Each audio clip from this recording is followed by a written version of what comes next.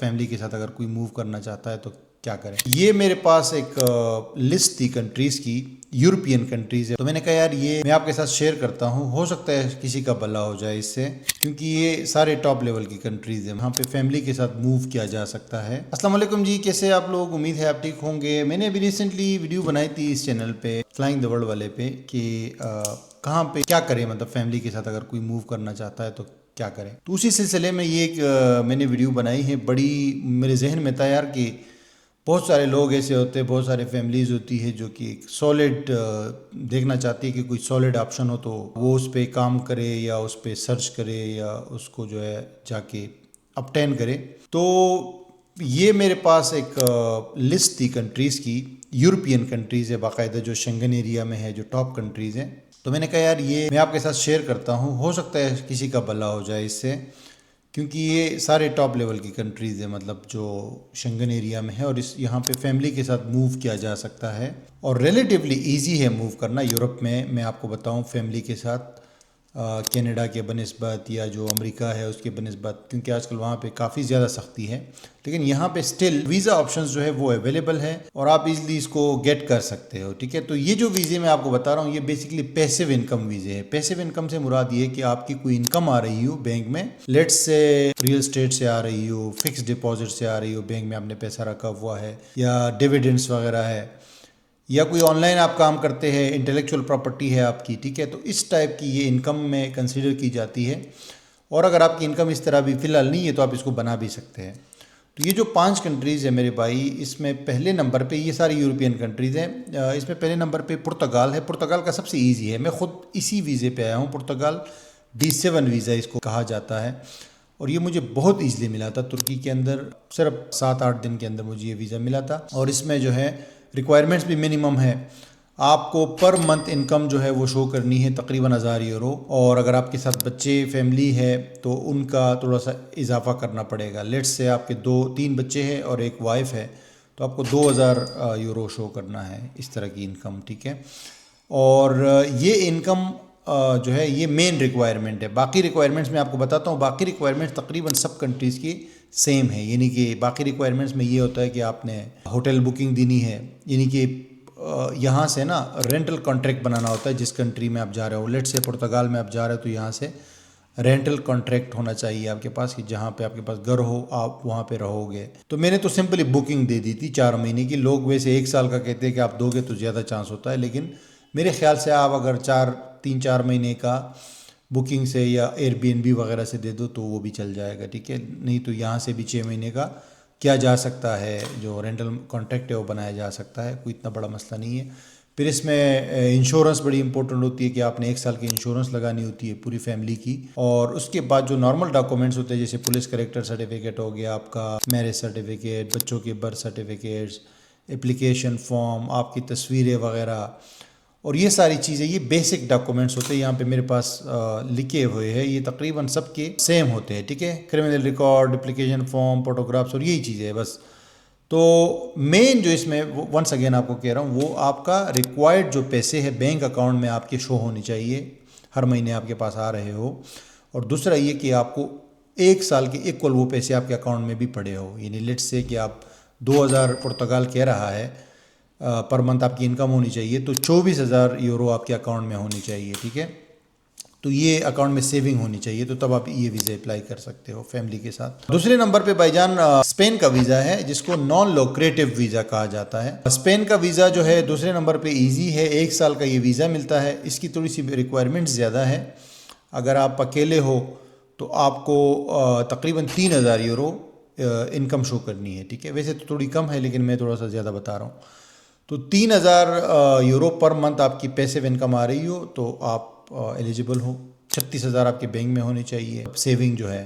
تو پھر یہ نان لوکریٹو ویزا ہے، آپ خود سرچ کر سکتے ہو. یہ جو ویزے میں آپ کو بتا رہا ہوں گوگل میں سرچ کر سکتے ہو. تو نان لوکریٹو ویزا جو ہے یہ بھی آپ کو مل سکتا ہے، اور آپ فیملی کو انکلوڈ کر سکتے ہو. اور اگر فیملی آپ انکلوڈ کرو گے نا تو تھوڑا سا آپ کو مزید اس میں پیسے ایڈ کرنے ہیں، وہ آپ کو لسٹ مل جائے گی کہ کتنے ایڈ کرنے ہیں. باقی سارے ڈاکومنٹس یہی جو میں نے پرتگال کے حوالے سے بتایا ہے، یہی آپ کو سارے ڈاکومنٹس دینے ہیں. البتہ یہ ہے کہ اسپینش جو ایمبیسیز اور کونسلیٹس ہے وہ اکثر مانگتی ہے کہ یہ اسپینش میں بھی آپ ٹرانسلیٹ کرو یہ ڈاکومنٹس. پرتگال والے ایسے نہیں مانگتے, وہ کہتے ہیں بس جو انگلش میں ہے کافی ہے. تو اس لیے یہ اسپین تھوڑا سا سیکنڈ نمبر پہ ہے. دوسرا یہ کہ پرتگال والے ویزے پہ آپ کام بھی کر سکتے ہو, بزنس بھی کر سکتے ہو, سب کچھ کر سکتے ہو, پرماننٹ رہ سکتے ہو ہمیشہ کے لیے, پاسپورٹ بھی لے سکتے ہو.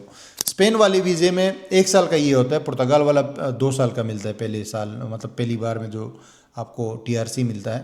اسپین والا 1 سال کا ویزا ملتا ہے, اس کو آپ رینیو کر سکتے ہو 1 سال کے لیے, لیکن پہلے سال اس پہ کام نہیں کر سکتے, دوسرے سال سے آپ اس پہ کام بھی کر سکتے ہو. صحیح ہے. 3rd نمبر پہ جی اٹلی کا ویزا ہے, اس کو الیکٹیو ویزا کہا جاتا ہے. گوگل میں الیکٹیو ویزا لکھیں گے تو آپ کو آ جائے گا یہ.